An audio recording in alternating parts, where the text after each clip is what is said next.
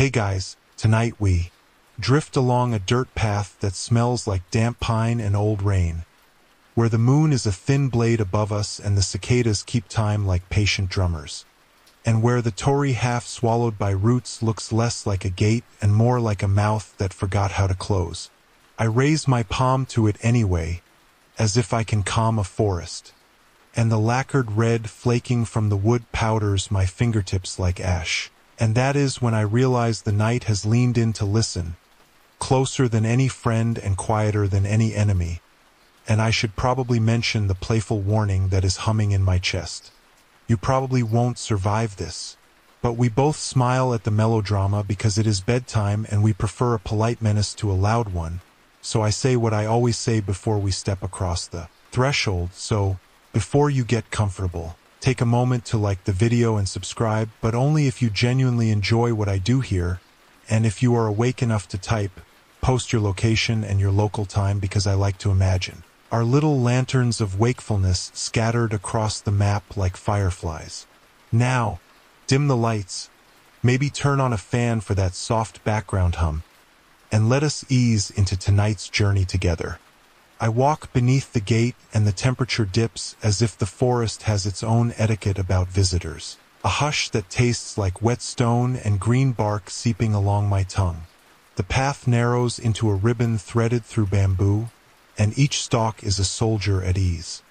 Tall, disciplined, whispering to its neighbor without moving a leaf. A trick I envy because my boots make polite crunches that announce every doubt I carry.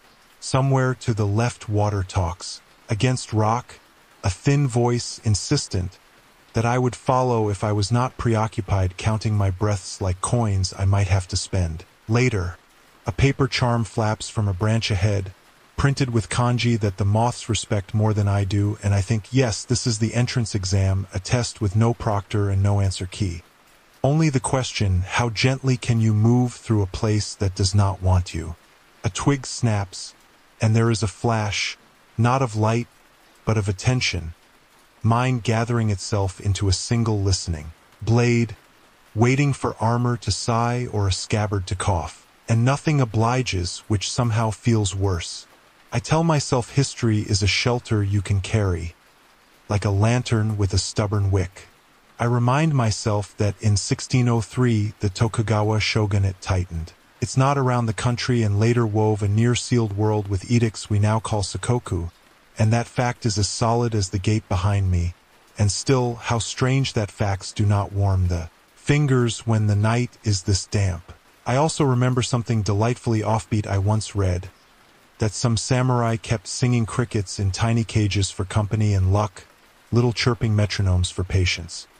Which is to say, even warriors measured their fear against small music, and I take comfort in that I do not have a cricket, but the fan hum will do. And I pass a mossed stone where someone long ago left a cup of dried rice, and I can't help imagining a tiny cricket audience lining up for a concert, which is exactly the kind of thought that gets me into trouble because I almost miss the thin rope across the path, the kind that politely asks if your ankles can be trusted. And I freeze an inch away and exhale the longest moral of the day, which is check before you step, especially when the forest does not advertise its customer service hours. I kneel, touch the rope, and it twangs like a kodo with bad intentions. The counterweight in the brush is clever, a simple log with teeth of nailed shells facing downward. Someone designed a goodnight kiss for unwary shins, and I smile because it is rude and elegant, like a joke told by a nobleman at a funeral.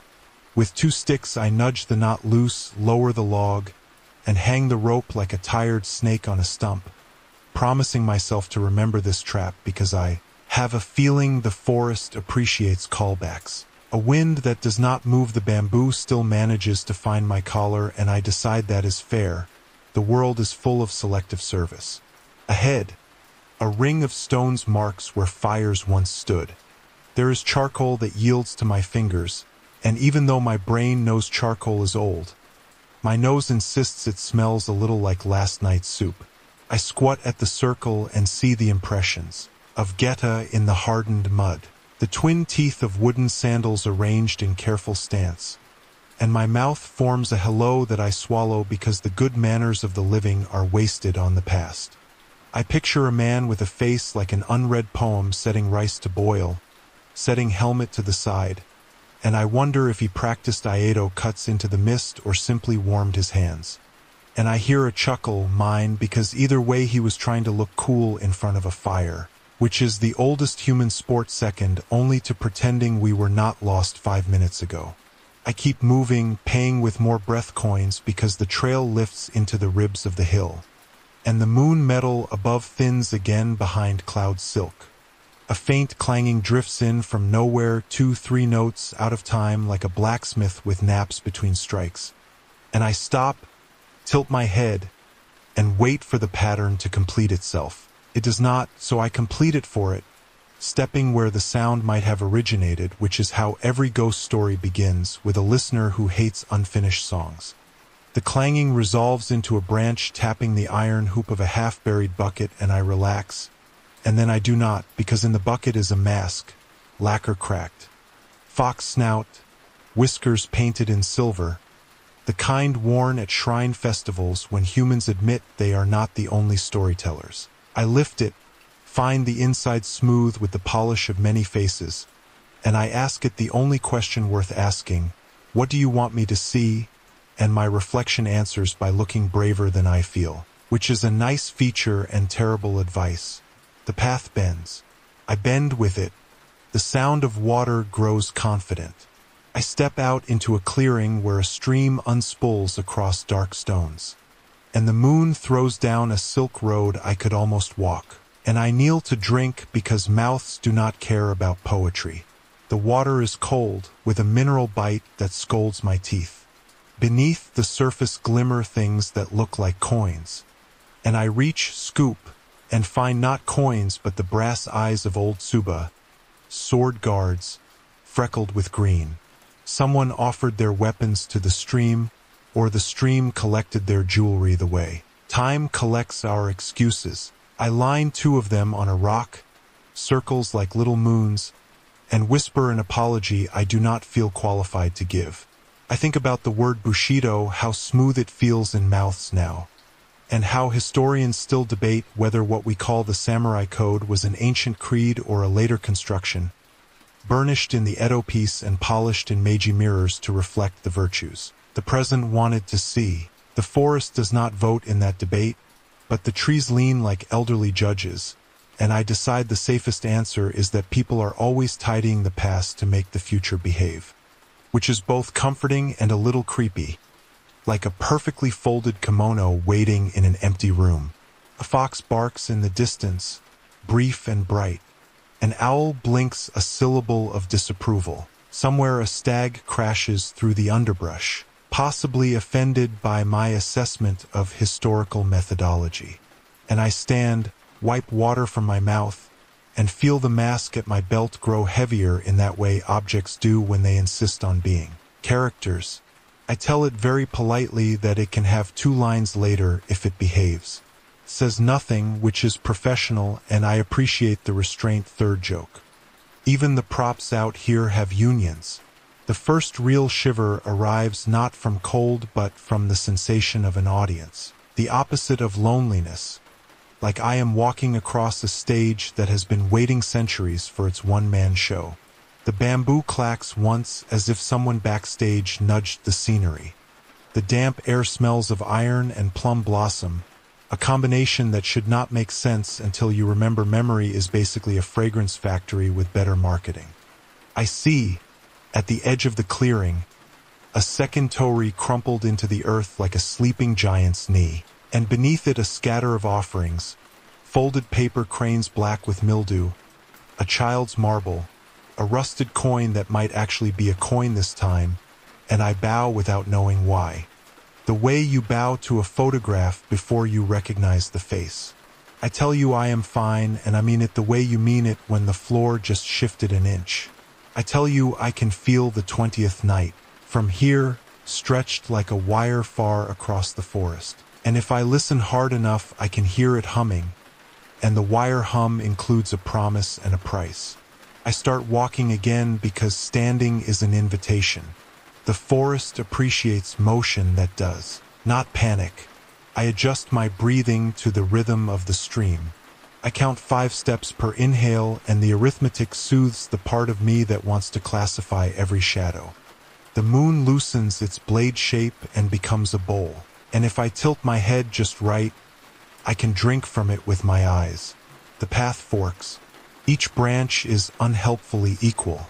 I choose the left because the air on that side smells slightly of charcoal, and I have always liked the confidence of a thing that survived fire. 3 paces in, the ground blushes with old embers, and in their glow, no, not glow, memory of glow. I see boot prints overlapping like a conversation, and a single drag mark that ends abruptly at the base of a cedar, and I am seized by the absolutely impractical desire to say, "You there, are you comfortable? Can I get you a cushion?" And because no one answers, I feel marginally ridiculous. I pat the cedar in apology, and the bark flakes off, revealing a knot that resembles an eye, which is dramatic of it. I whisper, "We are good, right?" and the knot politely continues being wood. I settle within sight of the stream and set a small fire with a stingy heart, feeding it slivers of fallen branch, because big fires brag and small fires listen. The smoke rises in thin lines like notes on a staff. I hold my hands to it and speak quietly so my words do not wake anything uninvited. I say out loud that I know the rules of this place are not written in any chronicle, that the map for tonight is a mood more than a line, and that if I do not leave breadcrumbs, I will at least leave sentences, and if I cannot leave sentences, I will leave breaths counted like steps, and if I cannot leave breaths, then listen, future me, you once promised to remember a little rope across a path.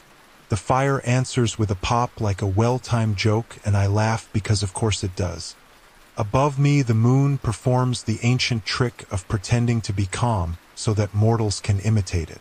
I lay back, pack my head into my bag, and hold the fox mask on my chest like a second, weirder heart. The forest leans in again, and I lean back, equally curious. Somewhere far away, a bell rings midnight or memory, and I watch the smoke write brief messages to a sky that does not read. The last thing I notice before my eyes begin to close is that the stream song is counting too, and it is slightly ahead of me, and I like that, falling asleep to a chorus that forgives me for trailing, and the forest gate behind us is no longer a mouth but a throat, and we are already inside the story we said we would only visit. I wake to the forest humming like it rehearsed all night without me. Each bamboo stalk a metronome ticking in conspiratorial rhythm, each leaf an audience member politely withholding applause. My fire is reduced to a fistful of gray size, and the fox mask resting on my chest feels heavier, as if it pulled double duty keeping watch. I stretch, bones complaining with the creak of floorboards in an old inn. And I say out loud, "Morning," which is brave considering there is no proof the sun has been invited past the canopy. But the forest acknowledges me with a faint metallic sound. Faint enough to be imagination, sharp enough to feel rehearsed. A clang that echoes steel against steel, and I know it is absurd to think swords are practicing choreography without hands, but absurdity is cheaper than terror. So I buy it wholesale. The path this morning is not a path but a suggestion, half covered in damp leaves that curl like secret messages. I push forward, telling myself every step is an audition and I should smile more. The clangs return irregular, not a duel but a reminder, like someone sharpening memory itself, and I wonder if ghosts maintain their swords for the aesthetics or because habit dies last. I remember that the katana, as romanticized as it is now, was not always the exalted centerpiece. Samurai in earlier centuries leaned more on bows and polearms, with the sword more a sidearm than a holy relic. And that fact should reduce my fear, but instead it multiplies it, because if a bowstring snaps in the forest and no one hears, did the arrow still fly? My foot snags a root and I laugh because even the trees want their punchlines. A clearing appears reluctant, as if the trees were bribed to part. and in the middle lies a boulder scarred with shallow cuts, lines that shimmer faintly in the mist as though heat still lingers. Though my palm assures me the stone is cold, I whisper, practicing "Are we?" and the air approves with another clang, this time from behind me, so I turn fast enough to embarrass my neck and see nothing but the bamboo in their poker-faced ranks. Perhaps it was a woodpecker I offer, though even the birds hold their laughter. My stomach interrupts with a low demand, echoing louder than any phantom swordsman, and I forage among the brush, uncovering bitter berries the color of bruises. And I hesitate, then remember that historians still debate whether certain starving soldiers in the Sengoku period resorted to eating tree bark, and if bark could be dinner. Then surely bruised berries qualify as dessert. I bite one, grimace, and declare it a noble sacrifice to culinary history, third joke of the day, and swallow anyway. The clang returns, closer, like a bell rung by accident, and I follow. Because chasing sounds in a cursed forest is the kind of decision that keeps bedtime stories employed. Through the bamboo I glimpse a pale shape, armor lacquered black, helmet crested with a horn that gleams like a broken moon, and the figure raises a blade that is both there and not there, cuts the air once, and vanishes before the mist has time to shiver. My throat says nothing, my legs negotiate with gravity, and I decide breathing counts as progress. The ground here is littered with fallen leaves folded strangely, each shaped like a crane, though none bear human creases, more as if the forest tried origami on its own. I pick one up, damp and fragile, and it disintegrates between my fingers like a joke spoiled in rehearsal. I stand in the silence that follows, the clang gone, and I wonder if the sound was simply my own pulse echoing against stone. But the forest does not allow exits without gifts, and when I turn, I notice a trail of pressed earth I had not before, narrow and winding, leading deeper, as if the clang carved the path itself. I sigh, adjust the mask at my belt, and tell the bamboo they are very good at suspense, and for once they agree, rustling just enough to applaud. Hunger has a way of narrating its own epic, a dull drumbeat inside my ribs that insists I pay attention even when the forest already demands full tuition. So I begin this morning bargaining with my stomach, promising it discoveries as if curiosity were edible. The path dips toward a shallow hollow where the earth smells roasted, a lingering scent of ash that clings to my tongue before I even find its source. And sure enough, a circle of stones sits blackened, a camp long gone but not long forgotten. For in its ashes lie bones not human but animal, deer perhaps, charred in places that suggest desperation more than feast. I squat and sift the ashes between my fingers, the powder staining my skin with yesterday's hunger, and I whisper to myself the obvious. Someone was here before me, someone hungry enough to ignore etiquette, and that thought is less comforting than it should be, because company is not always a gift. A rustle above me interrupts the autopsy of ashes, and I glance up to see a crow perched with the solemnity of a magistrate, tilting its head as though judging my investigation. I nod respectfully and recall that in Heian-era Japan, crows were sometimes seen as divine messengers, particularly the three-legged crow Yatagarasu guiding emperors, though in my current predicament this one-legged on a branch crow looks more like an accountant checking his ledgers. Still, I bow because one never knows what gods outsource. I move on, chewing on nothing, my teeth rehearsing a meal they have not earned, and I laugh softly at the absurdity. Third joke accomplished before noon, though my belly does not find it funny. I think of that fringe detail I once read, that certain samurai carried umebashi, pickled plums, as pocket-sized morale boosters, sour bombs against fatigue. How I would trade half my sanity for one right now, though to be fair the exchange rate on sanity is low in haunted forests. The path bends and I stumble on a patch of wild mushrooms, their caps a sullen orange, their stalks proud as if auditioning for soup. I kneel, torn between necessity and caution, for the line between supper and poison is thinner than a katana's edge. And historians still debate whether those tales of starving armies deliberately feeding enemy troops toxic fungi were true or merely metaphorical slanders.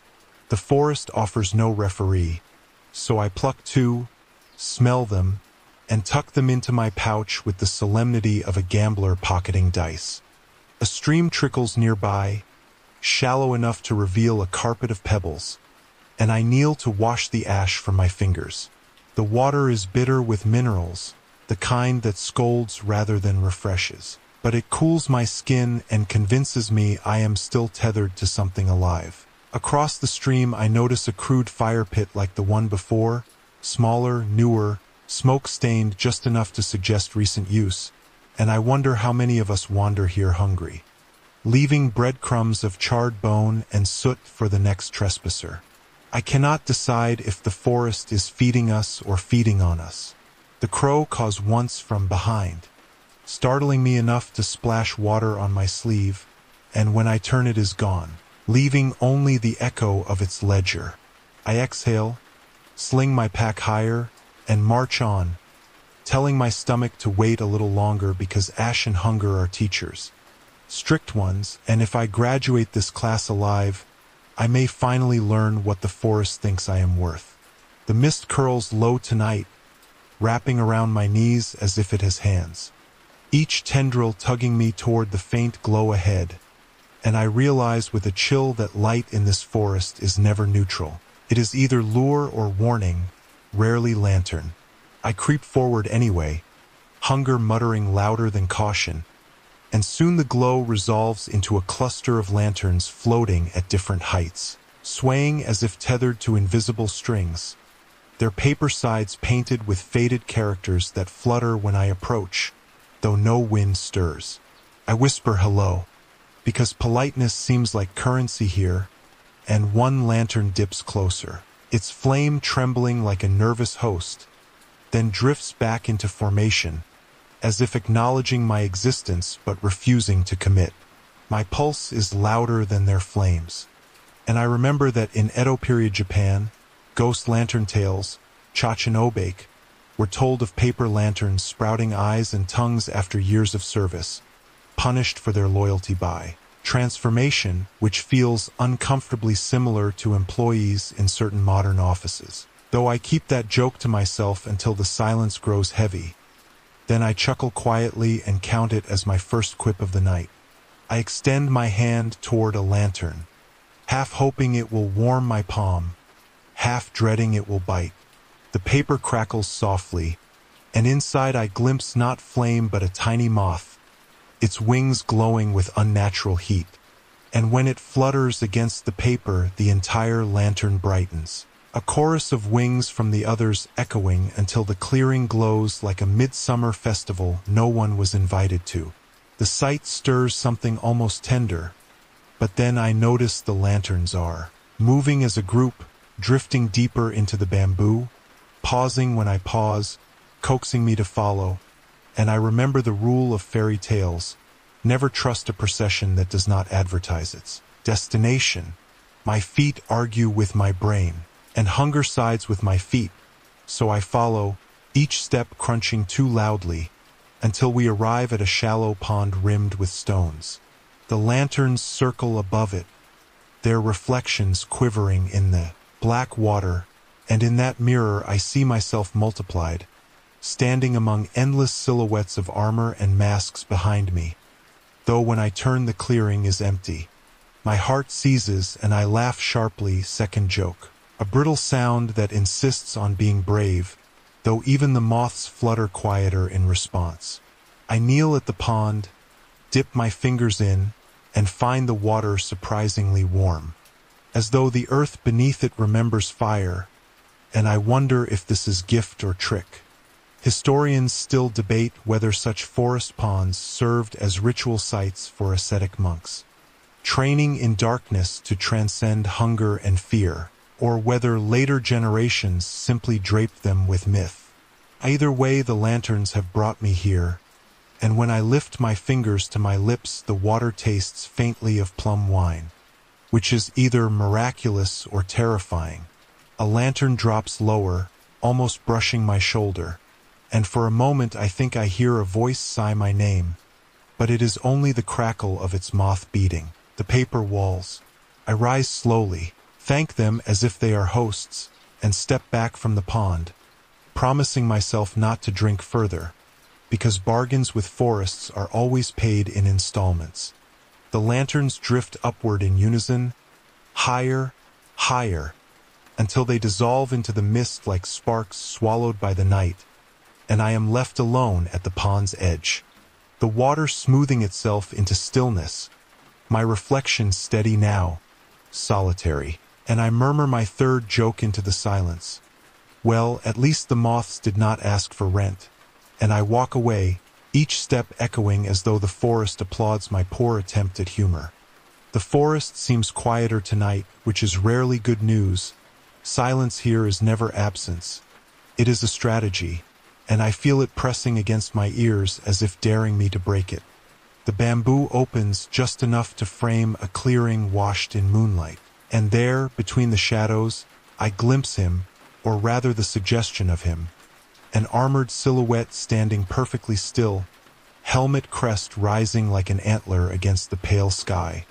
I freeze, my body caught between reverence and fear, because nothing moves except the mist curling around his feet, and yet I swear he is breathing. My pulse counts the seconds until courage stumbles in, nudging me forward a single step, and just as I blink he dissolves into smoke, leaving only the faint smell of iron. Like a forge that exhaled, I exhale too, half laughing, half scolding myself. First joke for the night. Muttering that either my imagination has been promoted or ghosts here have very strict shift schedules. The clearing holds no footprints, only impressions where grass bends in patterns, and I crouch to trace them with my finger. They feel intentional, as if someone once rehearsed their kata here, cut after cut until the ground itself memorized the rhythm. It reminds me that samurai training often involved relentless repetition, hours of the same motion until muscle replaced thought, a fact that comforts me because it means obsession is historical precedent, not personal flaw. Nearby lies a fragment of lacquer, red flaked to black, curved like the cheek of a mask, and I pocket it with the unease of a child stealing candy from a shrine.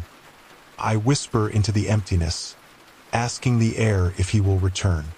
Though I do not know whether I want the answer to be yes or no, the stillness replies by shivering through the trees, and I remember a fringe detail: some samurai were said to wear jingesa. Simple conical hats, not for style but for practicality. Light enough to run, sturdy enough to shield against sun or rain, which makes me grin because the ghost I just saw wore the opposite: elaborate, impractical, ceremonial. An echo of pride rather than survival. Second joke slips out. Even specters prefer fashion over function. I circle the clearing once more, searching for signs, when suddenly the ground hums beneath me, not earthquake, not storm, but the weight of silence shifting. And out of the corner of my eye I catch movement again.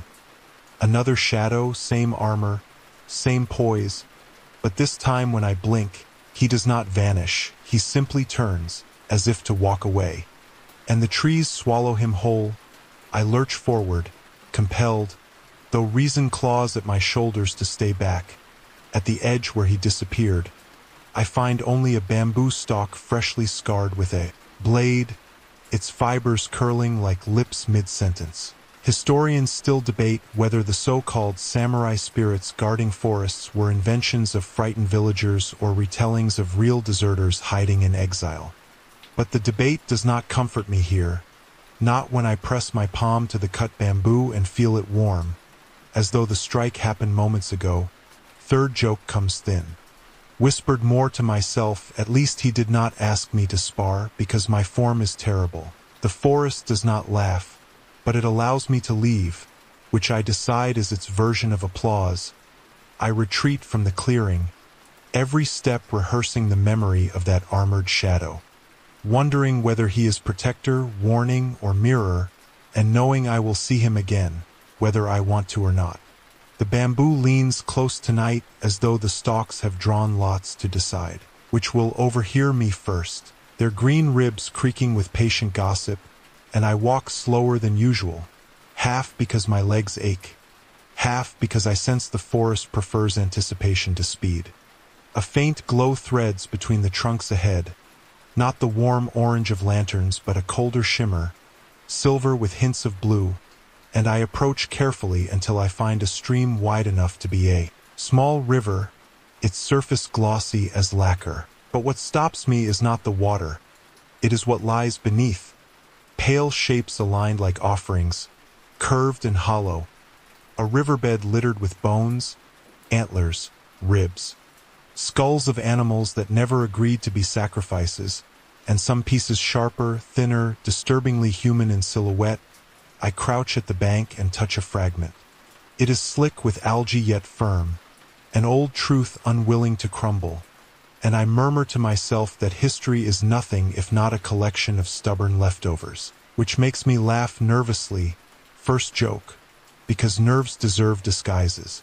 The water runs shallow and clear enough that I see sword guards, Suba, settled between ribs like coins in a wishing. Well, and I wonder whose wish required so much iron. Some legends tell of defeated warriors tossing weapons into rivers to prevent capture, though historians still debate whether those tales were ritual practice or later exaggeration to dramatize defeat. And this stream is no scholar, it just keeps swallowing. I remember a quirky note I once read, that certain shrines collected broken weapons during festivals and melted them down into bells, turning violence into music, a hopeful alchemy. Though here the forest seems to prefer hoarding relics rather than recycling them. I kneel closer, tempted to wade in and collect proof. But the current whispers otherwise, pushing small eddies against the shore like hands insisting stay back.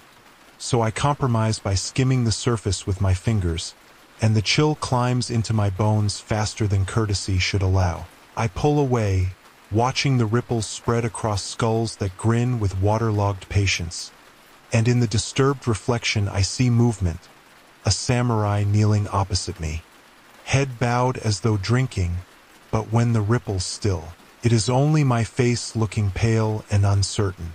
My hunger interrupts with a growl, rude but grounding, and I sigh, scanning for berries or roots, finding only bitter grass that mocks my expectations. I pluck a handful, chew, regret, and declare aloud that at least I am eating with the ancestors tonight. Second joke, though my voice sounds lonelier than humorous. A crow circles above, letting out a hoarse cry that echoes like a judge's gavel, and I bow slightly in acknowledgement, remembering that crows were often considered guides between worlds, messengers too efficient for comfort. I take that as both blessing and warning. Night creeps in faster than I hoped, so I build a meager fire near the riverbank, its light casting bones into grotesque silhouettes that dance on the water like performers in a macabre play. I sit close, mask at my side, and speak into the flames that I will remember this place, because forgetting seems disrespectful, and the fire answers with a pop, scattering embers that mimic stars. Third joke tumbles out, at least these bones do not ask for bedtime stories, and the forest, merciful tonight, lets me laugh without consequence, though as I close my eyes I swear the river hums, low and steady, carrying secrets downstream to listeners I will never meet. The night begins with the bamboo bending though no wind moves, their tips swaying in choreography that seems rehearsed only for me. I stop and listen, the silence underneath so deliberate it feels, louder than noise, and then the whispers begin, threads of sound that slip between the stalks, faint as a breath through paper walls, not quite words but almost, as though syllables have been misplaced in the fog. I strain my ears, half convinced they are speaking my name, half fearing they are rehearsing someone else's. I whisper back, polite as ever, asking nothing, offering nothing. And the forest rewards me with more whispers, overlapping now, dozens, a choir of conversations where I am both guest and eavesdropper. My feet crunch on the leaf litter and the voices hush in unison, which is worse than their chatter. I laugh softly to myself, first joke, admitting aloud that I have never been shushed so efficiently, and the forest allows the sound to dissolve without penalty. Though the bamboo creaks as if disappointed in my humor, I press onward, touching a stalk for comfort, the surface smooth and cool, but the moment my palm rests against it, I feel a vibration running through like a plucked string, and immediately the whispers resume. Stronger, threading into actual words I cannot fully catch, syllables slipping, half in Japanese, half in something older, something that sounds like river stones clicking under current. I pull my hand back and the voices scatter into silence again.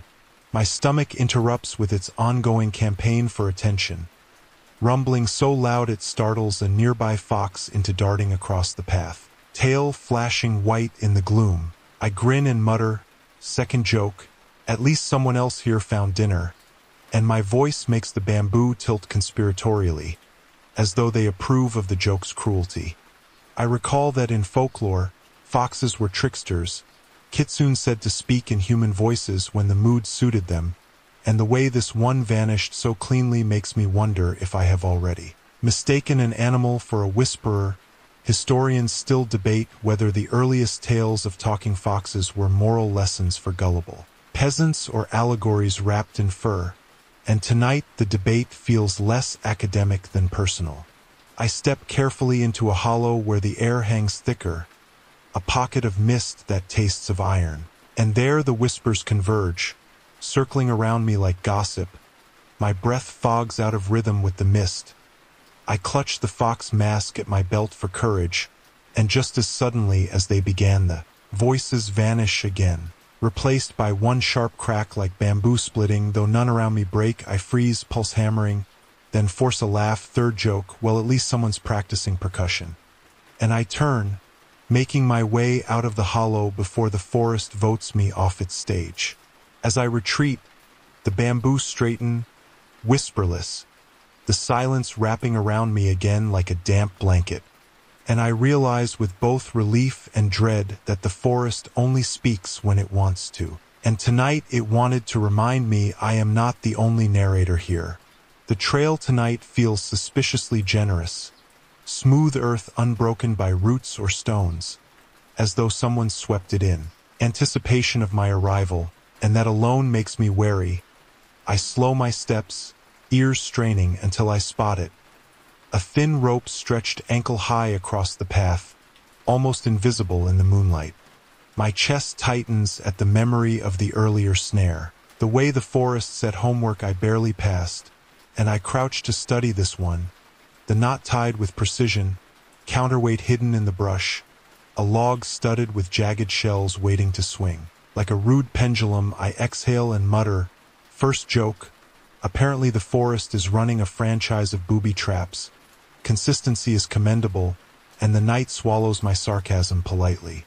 I ease the rope off with 2 sticks, lowering the log until it rests harmlessly, and I wonder whether I have disarmed a relic left by hunters long gone or sprung a test freshly reset by unseen hands.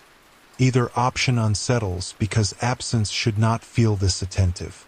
The ground around the trap is marked with faint depressions, not quite footprints but disturbances too deliberate to be random, and I imagine someone walking backward through the dirt to erase their trail, which is clever and infuriating in equal measure.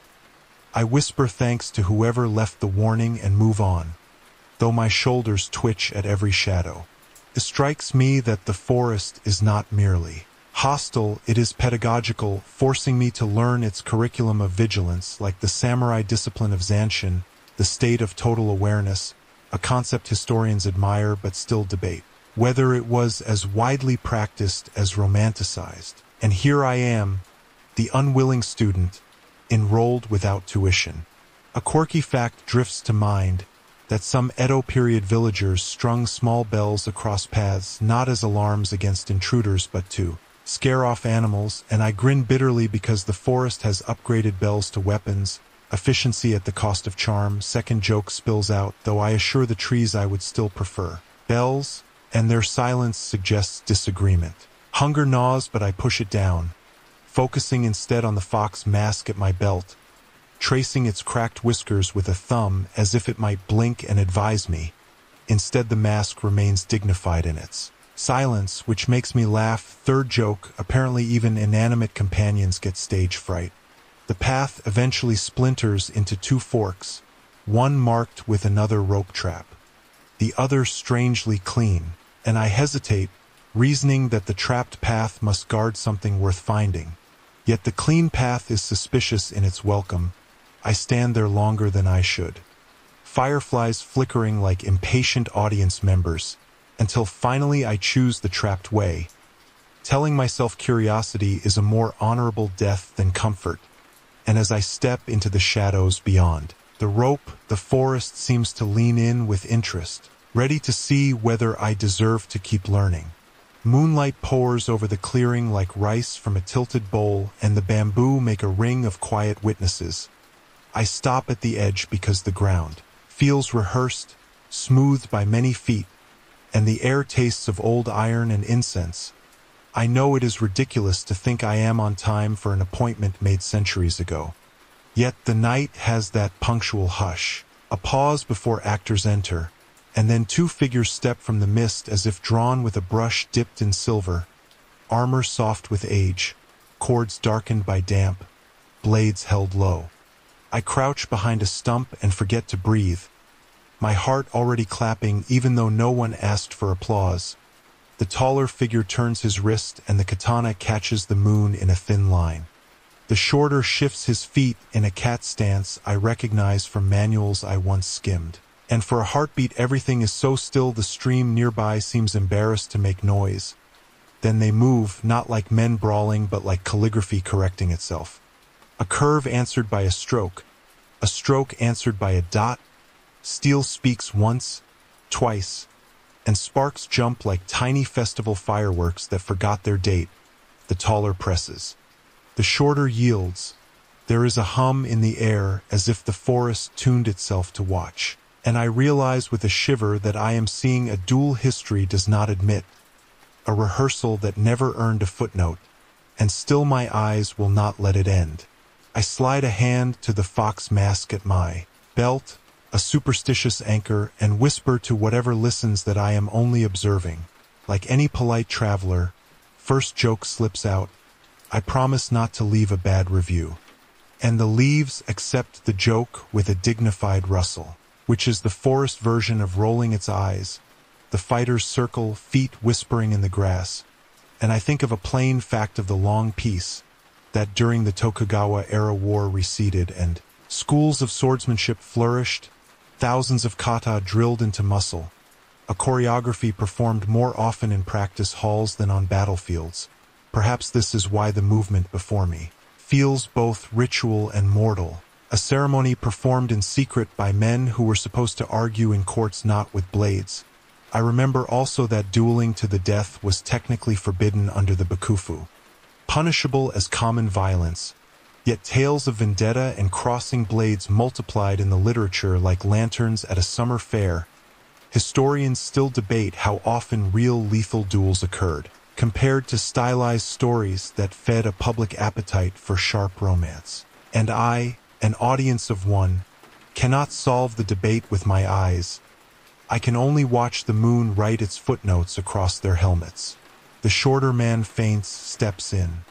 And steel bites steel so cleanly the sound feels carved rather than struck.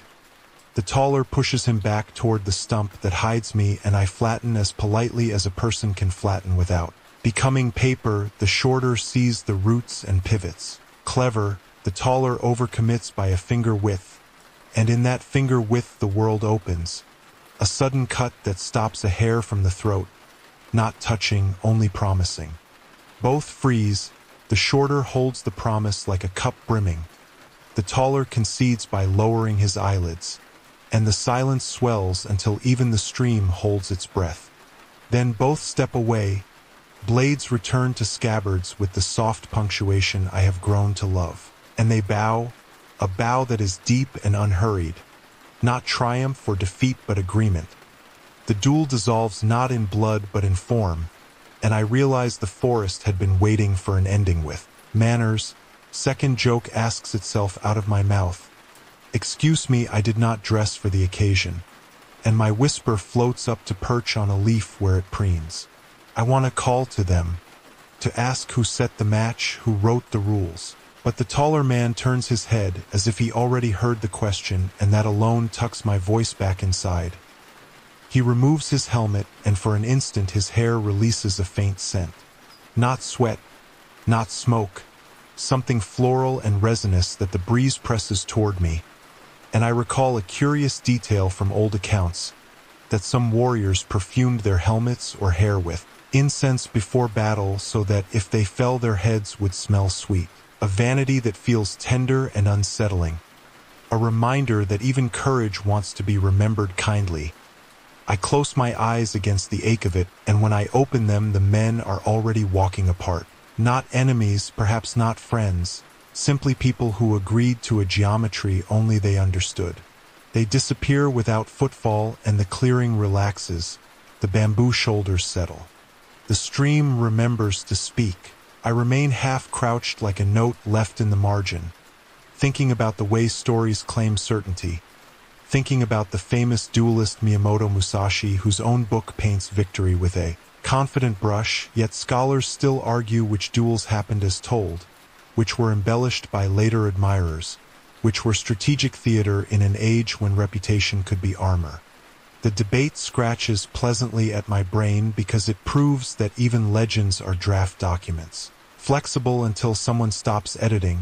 Tonight I have seen a version that will never pass peer review, and yet it feels truer than a neat chapter summary. Hunger interrupts. Less dramatic but more democratic, and I stand, knees popping like shy castanets. I scan the edges for anything edible and find only sour greens that promise regret. I take a few anyway, call it research, chew and wince. Third joke emerges between bites. If culinary schools taught forest salad, there would be a lot of dropouts. And I swallow pride with the leaves, the taste like lawn with ambitions, then step into the space where the men stood, testing the grass under my soles, trying to translate what my eyes failed to learn. The ground wears the faintest crescents, toes pivot marks, and I practice the smallest shift. A whisper of weight, remembering the little rope trap from earlier nights and how the forest admires attention. Zanshin, the awareness that does not clock out. I tell the clearing I am trying to earn a passing grade. I even bow, and though the air does not stir, I feel a private applause. The kind teachers give themselves when a student finally looks up. To place the moment, I speak aloud a plain anchor, that sword was not always king, that in earlier centuries many warriors relied on the bow and the spear, that what I witnessed was a late poetry written after the war drum had faded. And the forest hears me without comment, because facts here are props, useful until a moth knocks them over. I set my pack down and make a small meal of the wincing greens and a strip of dried root. I have been pretending was saved for a special day. Apparently tonight qualifies. I drink from my canteen, then hold still, listening. There is only the crinkle of leaves and a distant owl that disapproves of everything. The moon has shifted its angle and now draws a clean line across the stump that hid me, a stage mark for next time, if there is a next time. I pick up the fox mask, press it to my chest, and tell it solemnly that I have witnessed something gentle and dangerous in the same breath. The mask, a professional, maintains its inscrutable union rules. And I feel calmer. I gather ash from the old fire ring and darken the polished cheek of the mask to cut the glare. A silly trick that works. I grin at my reflection and murmur to the darkness that I will remember the bow more than the blades. That restraint tonight was sharper than the cut that almost happened. And with that I ease back under the bamboo, feet learning the choreography of leaving, the clearing closing behind me like a paper fan. I do not know if the duel was rehearsal memory or gift. Only that my steps are quieter after it, as if my body finally figured out where to put itself on this stage, And somewhere behind me, too far to count as proof, steel speaks one last time, a punctuation mark on a sentence the forest has been practicing for centuries. The forest wakes me with the smell of smoke, not from my own stingy fire but from something older, drifting faintly through the bamboo like a rumor. I follow it because curiosity is a leash and my hunger is the hand holding it.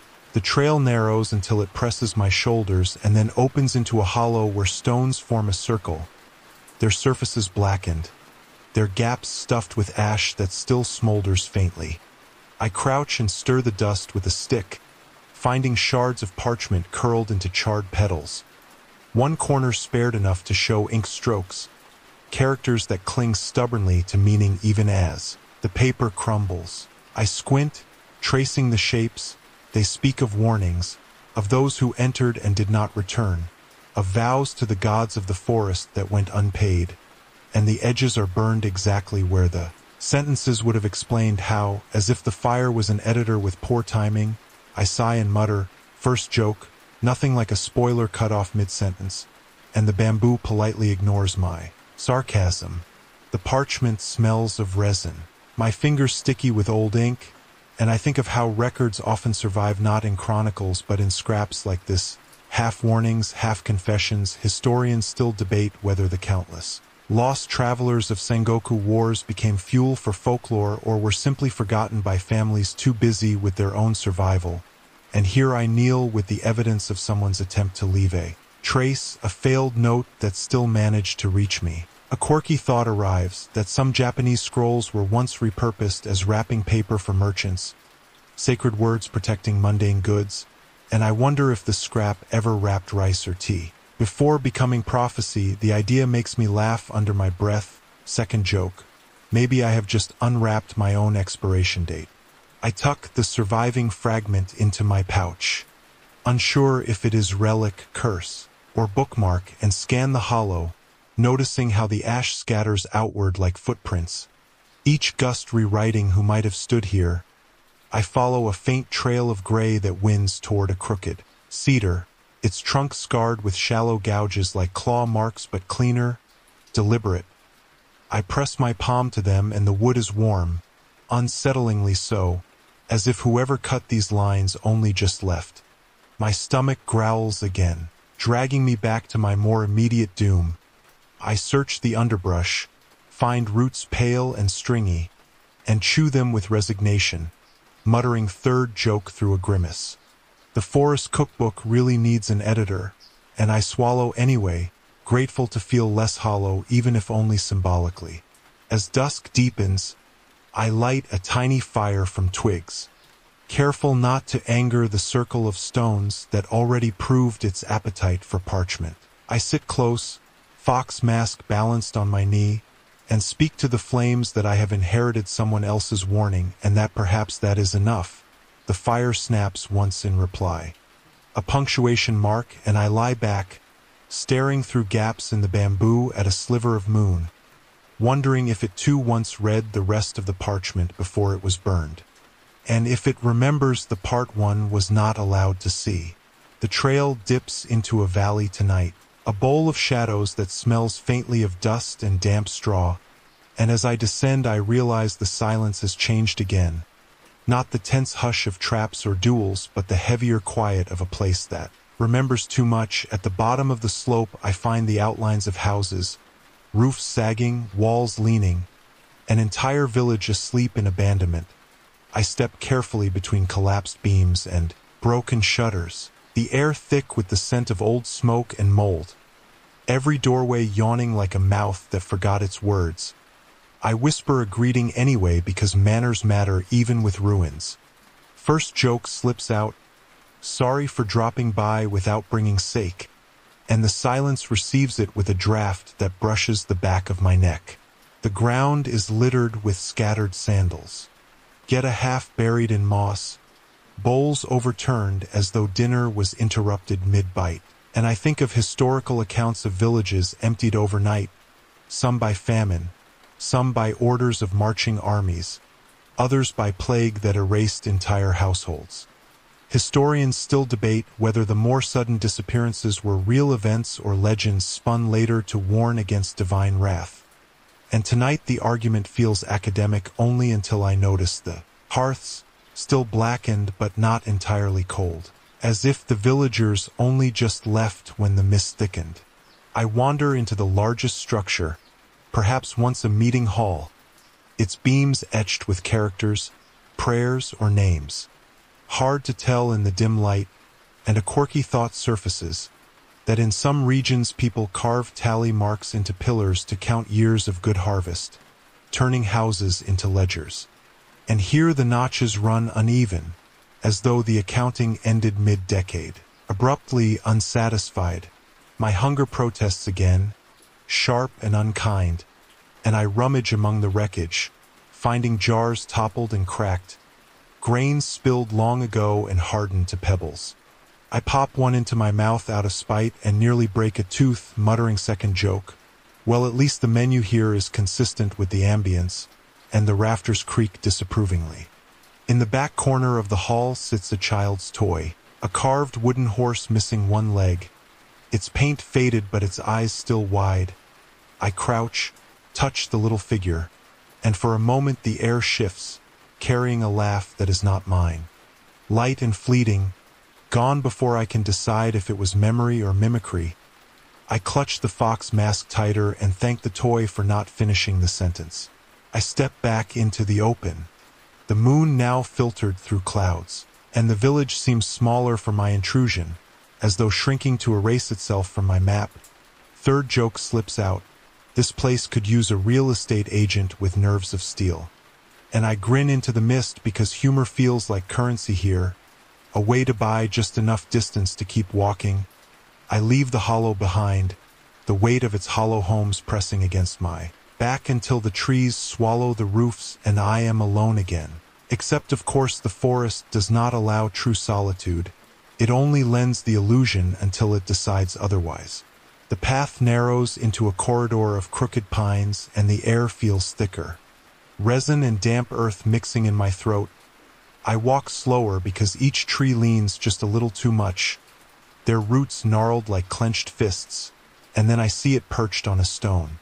A mask shaped like a fox, lacquer cracked, its grin exaggerated, and beside it a real fox, white tail twitching, eyes bright as coins in the gloom. For a moment I am unsure which of them is the puppet and which the puppeteer. The fox tilts its head and the mask seems to echo the movement. My heart does a clumsy leap. I murmur a greeting, and the fox blinks as if answering. I step closer, cautious, but the animal neither runs nor attacks. Instead it circles the mask and nudges it toward me with its nose. I crouch, hand hovering, half expecting teeth, but the fox just watches, tail flicking, so I lift the mask, its lacquer cool, heavier than it looks, and for a moment I swear I hear a whisper, threading through its grin, a syllable I almost recognize before it fades. I laugh nervously. First joke. Guess even foxes know how to upsell accessories, and the sound bounces oddly between the pines. The fox trots ahead, pauses, looks back, waiting, and I realize I am being invited, or commanded, to follow. I obey because what else do you do when a trickster spirit sets the pace? The trees shift as we move, clearing to reveal a shallow mound of stones arranged like an altar. The fox leaps atop it and sits, watching me, while the mask in my hand seems warmer. Its whiskers catching the moonlight, I think of folklore. Kitsune who toyed with travelers, stealing their sense of direction or gifting them luck. And I remember historians still debate whether the oldest stories were meant as cautionary tales against deception or veiled nods to women's hidden influence in rigid society. Either way, the fox embodies both mischief and wisdom, and here I am rehearsing my role in its story. I kneel by the altar, place the mask gently on the stones, and the fox barks once, sharp and high, the sound startling enough to make my ribs vibrate. Then it hops down and vanishes into the brush as silently as a shadow, leaving me alone with the mask that is not mine but now refuses to be left behind. I sigh, tuck it back at my belt, and mutter second joke, "Congratulations, you have been adopted by home decor." And the wind seems to giggle through the branches. Hunger interrupts with its usual sharp complaint, but when I search the altar I find offerings long turned to dust, only fragments of dried rice and a small shell that once held sake. I lick the rim anyway, desperate, and taste only salt and memory. Third joke slips out, vintage year unknown but definitely overrated, and I stand brushing off my knees, aware that the forest has played its trick and I have politely accepted. The pines open their corridor again, guiding me forward, the mask heavy at my hip, the whisper still faint in my ear, and I know I am now carrying not just an object but a riddle with claws. The forest insists on percussion tonight, a rhythm that starts faint and grows until it presses against my ribs. A deep boom followed by a pause, then another, the sound of drums without drummers. I halt on the path and glance around, but the trees only sway slightly, unbothered, and the ground remains still. No footsteps, no ceremony, just the noise reverberating through the mist like a heartbeat too large for any chest. I whisper to myself that echoes, sometimes play tricks, though my voice sounds thinner than comfort. First joke slips out, maybe the raccoons formed a marching band, and the night lets the sarcasm hang without reply. I press on, each step sinking awkwardly with the beat, until I emerge into a clearing where the moon spills its silver as if to spotlight me. The drums throb louder here, surrounding rather than distant, and I realize they are not carried by air but by bone vibrating up through my shins. I crouch and place a palm on the ground. The soil hums faintly, resonant, as if something beneath is rehearsing a war long after it ended. I recall that during battles of the Sengoku era, taiko drums were used to coordinate troops, their cadence dictating advance, retreat, or encirclement. The fact is plain, well documented, yet historians still debate whether the more dramatic accounts of drums shaking the earth were poetic exaggerations. And I think wryly that tonight the exaggeration is auditioning for a comeback. A quirky detail I once read drifts in, that some villages used drums not for war but for summoning rain. Their echo thought to stir the clouds into generosity, and for a fleeting moment I imagine the sky listening, poised to spill water, but the clouds remain aloof, content to watch. The rhythm grows erratic, too many drums, too close, as if a ghostly army encircles the clearing, and I clutch the fox mask at my side, whispering thanks for its silence, which counts as reassurance. I laugh under my breath. Second joke, if this is a concert I definitely did not buy tickets, and the trees creak disapprovingly like ushers. The beat suddenly ceases, so abruptly the silence rings louder than sound. And in that vacuum I hear something else, a breath, not mine, close and slow. I whirl but see only shadows stretching long, the bamboo standing taller as if saluting unseen generals. I swallow hard and retreat toward the edge of the clearing, unwilling to be the finale of this performance. My hunger complains as usual, grounding me, so I gnaw a scrap of dried root, chew miserably, and mutter third joke. Front row seats and no concessions, truly unfair, and the forest finally sighs as if amused, a breeze rustling the bamboo briefly before stilling again. I step back into the cover of the trees, the memory of drums still pounding in my bones, certain that the forest has added a new instrument to its orchestra, and I am both audience and unwilling participant, waiting for the encore. The trail curves into a hollow where the air grows, dense with incense, a sweetness that does not belong to the wild, and I know before I see it that something sacred waits. The trees part reluctantly to reveal a shrine long forgotten, its roof sagging beneath moss, stone lanterns crumbled into halves, yet the altar still stands, cracked but upright, as if stubbornness itself holds it. I step closer, shoes sinking into soft earth, and bow instinctively, manners stitched into my spine even when no priest remains to notice. First joke slips out, I would leave an offering, but the vending machines are all out. And the silence accepts the humor with the faint stir of wind. I kneel before the altar, finding incense sticks burned down to stubs, ash clinging to their bases like gray feathers. I light a twig from my own meager fire and press it into the ash. Watching smoke rise crookedly, the scent stronger now, resinous and faintly metallic, as though the gods here favored iron over flowers. I recall that many roadside shrines were tended by villagers, traveling through forests, simple prayers to mountain kami for safe passage, and historians still debate whether the spread of such shrines was spontaneous devotion or coordinated by temples seeking influence. Tonight the debate does not matter. The shrine simply breathes again as if grateful for attention. A quirky thought comes to mind, that some shrines once had mechanical karakuri dolls which bowed, or clapped when coins were dropped, a kind of spiritual theater, and I grin softly, imagining a little puppet priest brushing ash from his sleeves here. Second joke tumbles out, at least the maintenance crew has job security. And the cracked altar seems to lean with approval. I place the fox mask beside the incense, its grin catching the moonlight, and for a moment I feel the atmosphere shift. Lighter, as though something unseen accepted my gesture. I whisper a request for safe passage, nothing elaborate, just enough to feel polite.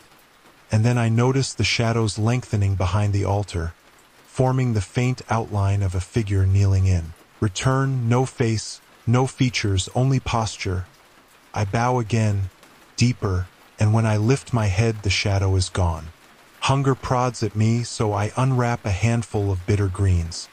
Chewing with resignation, third joke muffled between bites. Divine blessings are calorie-free apparently, and the breeze carries away my words along with the smoke, leaving me oddly comforted. I rise, reclaim the mask, and step back into the trees. Glancing once more at the cracked shrine, its incense curling skyward as if writing letters in a language I will never read, and the forest watches quietly, satisfied for now. The forest decides to test its lungs tonight. Clouds gather without warning and the canopy quivers as if an invisible drummer beat the sky itself. A storm rolls in thick and fast, raindrops slicing through leaves with a hiss that feels personal. I scramble beneath an overhang of rock just as thunder growls, the sound so heavy it seems to squat on my chest. I laugh nervously.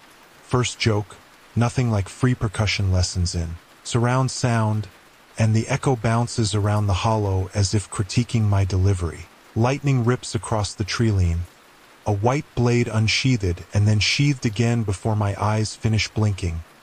The air sharp with ozone, it stings my nose. And the storm throws wind at me from every angle, flinging twigs like impatient messengers. I huddle closer to the rock, pulling the fox mask against my chest like a talisman. The lacquer cool but steady, my breathing sinking with the hammer of rain. I remember a historical fact, that storms in medieval Japan often decided battles more than generals did. Monsoon rains flooding fields and quenching arrows, and I mutter that maybe this forest remembers those tactics better than any strategist. Water gushes through roots, forming rivulets that slither past my boots, and I imagine the earth itself rehearsing its own siege. Quirky thought surfaces, that some villagers once believed lightning struck not randomly but where vengeful spirits pointed, using storms as their gossip column. I grin through chattering teeth. Second joke, well then I must be the headline tonight, and the thunder answers on cue. Sarcastic applause from the sky. My stomach growls louder than the storm for a moment, craving warmth, but all I have is a scrap of dried root. I chew it with grim defiance, telling myself it is gourmet because everything tastes heroic during a storm. Third joke, Michelin should rate survival cuisine, and I swallow hard before the rain mocks me again. Hours drag until the storm softens, the rain fading into drizzled whispers.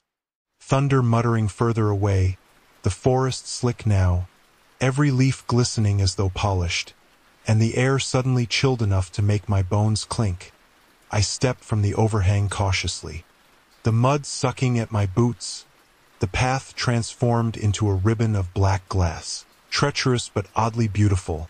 The moon peaks again, pale and amused, and I bow slightly in thanks, not sure if I am addressing the sky, the storm, or whatever hand flicked the clouds aside.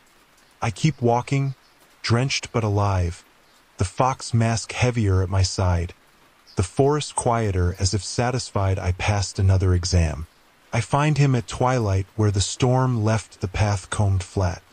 A lone figure seated on a fallen cedar with his back to the damp light. Hat brim low, shoulders patient. The kind of stillness that announces itself before it moves. I stop far enough to be polite and close enough to be foolish. The fox mask taps my hip like a stage. Manager clearing its throat. He speaks first in a voice that sounds like bark turned to smoke. You walk like a man who counts his breaths. And I answer that counting is cheaper than courage. Which earns me a small sound I decide to call a laugh. The bamboo hushes around us as if invited to eavesdrop. I notice his clothing, layers clean but patched. A sword at his side with a scabbard scuffed to honesty. No crest on his sleeve. No banner, just a traveler who refused to choose a destination. I say Ronin without saying Ronin, and he nods without nodding, then asks for water. I pass my canteen and he drinks the way the forest does, without explanation. We sit like that, sharing silence, until he tells me what the trees already suspected. The forest collects debts from those who enter. Some pay with stories, some with years, some with names, and the lucky few are allowed to leave carrying only a rumor. I tell him I have been paying in jokes and small fires, which he calls a risky currency but not the worst one he has seen. First joke escapes before I can stop it. Well, if the exchange rate drops, I will start bartering with compliments, and even the bamboo gives a tiny breeze that could be a chuckle. He studies my mask the way a doctor studies a pulse. Asks if it chose me or I chose it, and I confess that a fox recommended the adoption. He approves as if that explains everything. Then he talks, not with the pomp of a priest or the hurry of a thief, but in the cadence of someone who has repeated his account to an audience of moss for years. He says he once swore service to a lord whose crest tasted like iron at the back of the tongue. I do not ask how a crest tastes. I already know some loyalties stain the palate. He says there was a border dispute that became a family dispute that became a list of names cut from a registry, and on a winter morning he found himself a samurai without a home. I hear the plain historical fact under the poetry. After great battles and the consolidation of power, many warriors became masterless, the decades after Sekigahara shuffling vassals like cards until some slipped the table entirely. Ronin swelled on the roads, some finding new posts, some teaching, some drifting, some becoming problems the authorities preferred to not name. My companion listens to my recital with a tilt of his hat as if grading an essay. Fair enough, he says, but numbers are laundry. They hang and dry and no one remembers the smell. He says he came to this forest following a rumor that a shrine here could return a man's purpose if he survived 10 nights and forgot exactly one regret. I tell him I have already survived some nights, but my regrets breed like mushrooms. He shrugs, mushrooms are honest food. Then adds a curious memory. When work was scarce, he once wore armor made of lacquered paper. Layers glued and varnished until it flexed like leather. Light enough to run in, strong enough to turn a rushed cut. A quirky detail that makes my eyebrows climb. I say I have heard of such things, Kamiko armor, sometimes a demonstration, sometimes real, sometimes a salesman's boast. He says he preferred it because it did not clatter when he tried to leave a room quietly. He smiles at the old joke and I smile with him. Second joke nudges my ribs. If I had paper armor right now, the rain would have written its autobiography on me. And the cedar under us creaks in agreement. The light thins to blue and his face acquires the softness of people in old paintings. He points with his chin toward a rise where the bamboo gathers into a gate without wood, 2 stalks leaning like spears. That, he says, is where the forest asks its question. I ask what the question is, and he replies that it changes depending on the listener, which is not the answer I wanted but probably the answer I deserve. He unknots a small cloth and offers me a pickled plum, the kind samurai once carried as pocket-sized thunderbolts for weary tongues, sour enough to slap courage awake. I almost cry from gratitude, and he pretends not to notice. We eat in silence except for the small orchestrated winces Umebashi demands. He tells me he crossed this way years ago, lost his name for a while, picked up another, then misplaced that too. Historians still debate what Ronin were to their society. Whether they were dangerous driftwood agitating the channels of peace or adaptable craftsmen keeping skills alive between the cracks. He says the truth is boring and difficult at the same time. Most men simply tried to keep their rice bowls from ringing empty, reputation being a kind of helmet that dented easily. He reaches up to his hair and I catch the faintest incense lingering, and I remember that warriors sometimes perfumed themselves before battle, so their bodies would be kindly remembered. A tenderness that keeps catching in my throat out here. A reminder that bravado is just a polite coat for fear. He asks what I have seen and I tell him. The duel that ended with a bow instead of blood. The lanterns that were moths with ambition. Drums that traveled through bone. The rope traps resetting themselves as if graded by an invisible teacher. The hollow village where bowls waited for. Mouths that never returned. And the river of bones that sang under moonlight. He nods as if ticking boxes on a ledger. Says the forest likes to repeat itself the way a teacher repeats a lesson. Not because the students are stupid, but because the test will be unfair. I say that is comforting in a masochistic way, and he agrees, then warns me that favor here is measured in attention. Leave nothing you can help noticing, mark what marks you. And when the forest shows mercy, do not applaud too loudly. It embarrasses easily. The sky peels open just enough to let a shy star through, and he takes that as his cue to stand. The movement measured. No squeak of leather, no flash of pride. A body that has learned to conserve theater for when it counts. He tells me he will walk with me to the bamboo gate because conversations owe escorts, and we move in quiet tandem. My steps trying to match a rhythm I did not learn. We pass the place where my first snare nearly kissed my ankles, and I nod to the memory like a neighbor. We skirt the clearing where the duel lived, for a moment longer than it should have. And I feel the grass remember our feet. When we reach the two leaning stalks, he halts, tipping his hat back so I can see the map of years around his eyes. He says, "The question will be yours alone, and so will the answer, but if you must trade something, trade a story, not your name. Names grow back crooked, stories grow back strange but useful." I thank him, too formally perhaps, and he waves it away with a flick that might be a bow in miniature. Third joke comes to rescue my clumsy sincerity. If I fail the test, I will blame your coaching. And for the first time, he laughs like a real person who once tripped in a market and pretended it was choreography.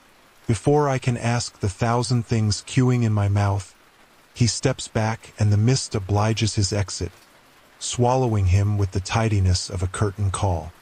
I stand alone with the gate and the cricket quiet of the night, and I remember the open debate that has haunted my reading. Whether famous tales like the 47 Avengers were accurate accounts or patriotic theater polished long after the fact. I decide that all stories are negotiations with loneliness, and this forest is a very demanding negotiator. I slip the fox mask into my hands and tell it we have an interview. It refuses to comment, which I accept as consent. Then I breathe in to a count I have not used before, slow and deliberate, and step through the leaning stalks, ready to spend a story if I must, ready to keep my name if I can. The bamboo beyond the leaning gate closes behind me like a polite but final door, and the ground changes texture, softer, as if padded by centuries of secrets, each step muffled until even my own presence sounds borrowed. I walk carefully, eyes adjusting to a dimness thicker than the usual mist. And then I see it on the roots of an enormous cedar, stains that glisten even under moonlight, patches dark and uneven. I kneel and touch one with a fingertip. It flakes, dry, unmistakable, blood long settled into bark. My stomach folds inward, First joke muttered into the silence. Nice to know the forest offers historical exhibits, and the night tolerates my gallows humor with its usual unhelpful stillness. The cedar's roots are tangled with broken arrow shafts, rusted points still lodged between them. As though a battle once halted mid-breath and froze here, I trace a line of splintered wood leading into the undergrowth, and it reveals more fragments of armor half buried, a helmet dented, its lacquer peeled to raw metal, and beneath it a skull grinning with too many teeth missing.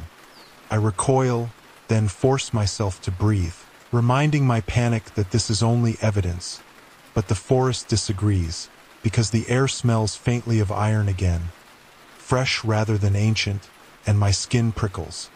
I remember the historical fact that many skirmishes of the Sengoku period were never recorded, too small for chronicles, yet for those who fought them the stakes were absolute. Life, family, rice fields, erased in an hour. Historians still debate whether the bones scattered in remote woods belong to such forgotten battles or to outlaws disposed of without ceremony. I find no answer here, only fragments muttering in the soil. A curious detail surfaces in my memory, that some warriors carried small wooden tags called senjifuda with their names inked, attached to armor as identifiers in death, and I wonder if one lies buried under these roots, unclaimed, a name waiting centuries for a mouth to speak it again. My hunger, annoyingly mortal, interrupts the reverie, and I chew a strip of sour root, grimacing at its stubborn bitterness. Second joke squeezed between bites. Battlefield cuisine has really gone downhill, and even the owls withhold applause. I wander deeper, following the stains, and find a shallow trench filled with more bones, not scattered but stacked, ribs aligned like kindling, skulls tilted as if listening. I step back quickly, hand on the fox mask for courage, and whisper thanks to whatever ears remain, promising to pass quietly, though the silence presses closer in return, as if testing my sincerity. Thunder rumbles far away, soft now, just memory of last night's storm, and the trees sway, exposing another scar in the earth. This one shaped like a long cut, perhaps where a banner pole once stood. I cannot know, but my mind insists anyway. I murmur third joke, next time I will take the tourist route with better signage, and the bamboo leans slightly as if to nod at the attempt, then straightens with the gravity of a teacher. I leave the cedar and its battlefield relics behind, stepping lightly, aware that I am walking across a ledger of debts that were never balanced, and the forest keeps score in silence, waiting to see how much of it I am willing to read. The path tonight thins into a narrow corridor of mist, and I catch the faint rhythm of footsteps ahead, too steady to be my own. I follow because curiosity is a leash I keep pretending I can drop. The sound leads me into a clearing where pale figures drift in a line, robes loose, heads bowed, their pace deliberate and silent. I freeze at the edge, counting them.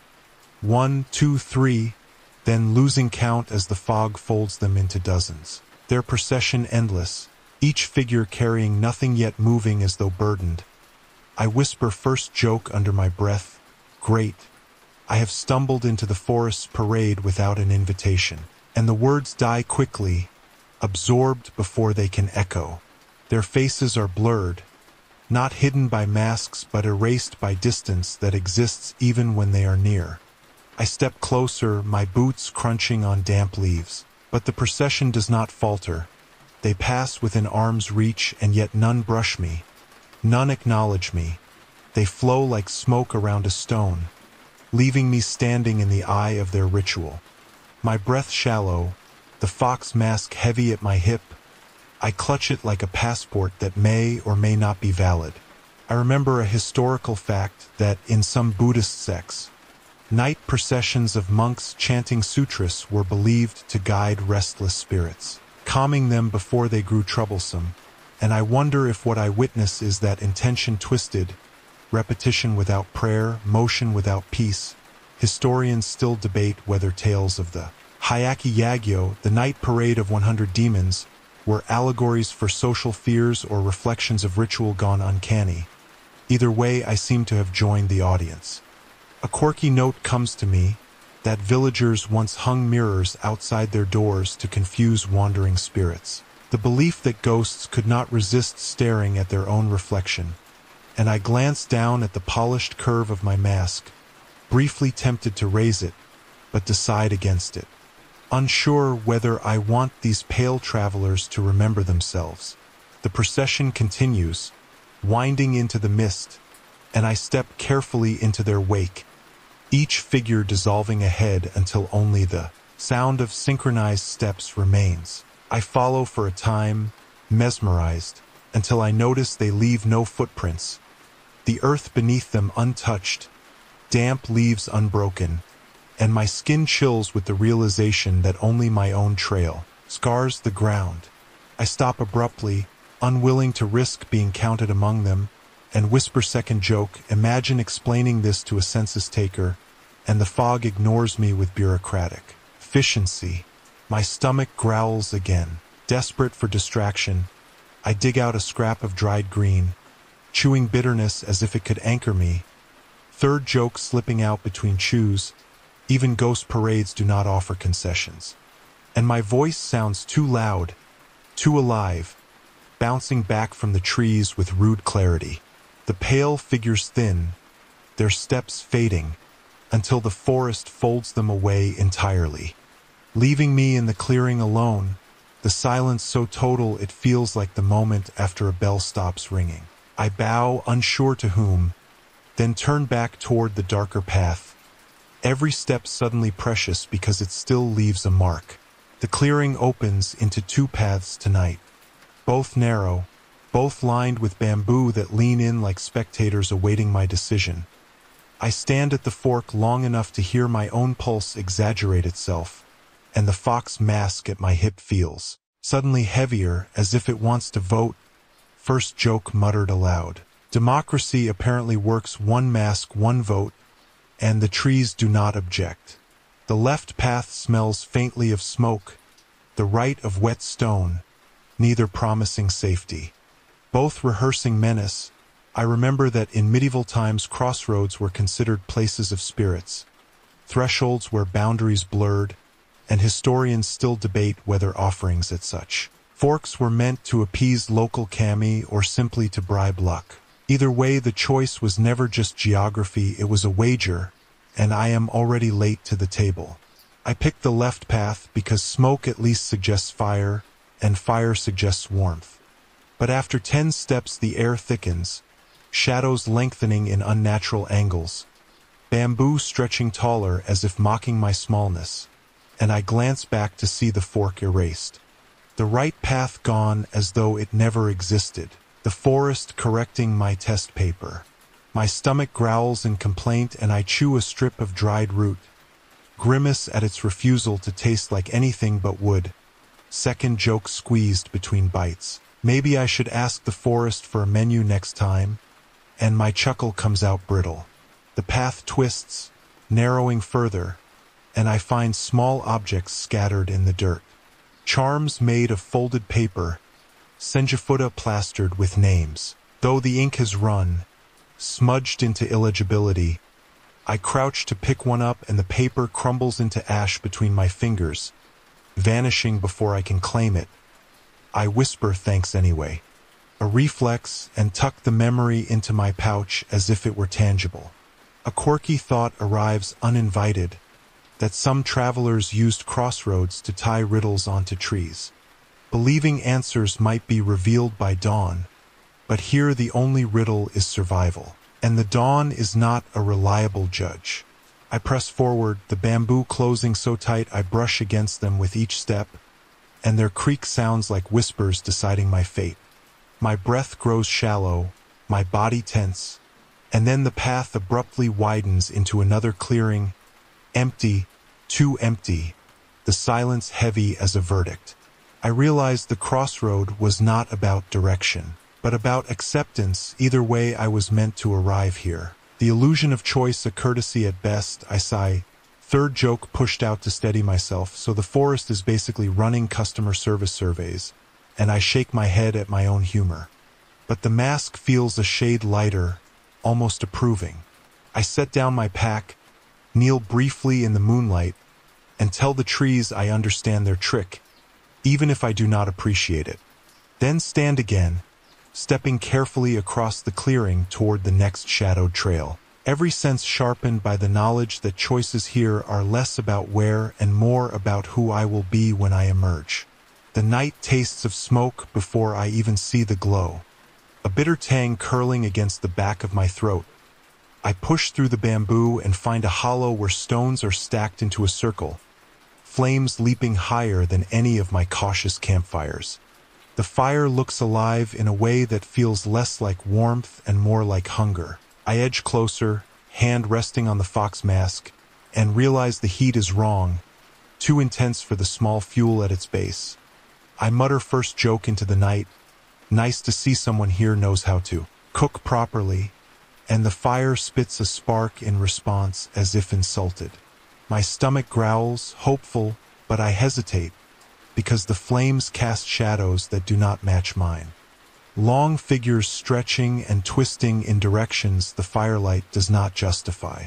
They dance against the stones like an audience performing back at me, and when I step left they step slower, when I step right they step sharper, a rhythm I cannot predict.